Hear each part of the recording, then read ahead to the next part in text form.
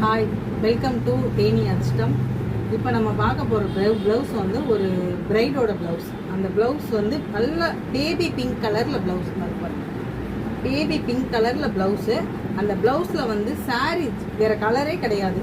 ஜரி வந்து லைட்டு கோல்டில் நம்ம வித்தவுட் பார்டரில் பண்ண வாசி இந்த பார்டர் அப்படின்னு நம்ம சேவ் பண்ணிட்டோம்.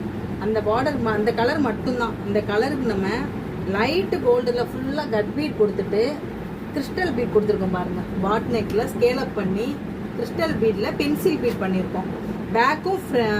பேக் மட்டும் ஒரே மாதிரி ஸ்டைலு, ஃப்ரண்ட் ஒரு மாதிரி ஸ்டைல்.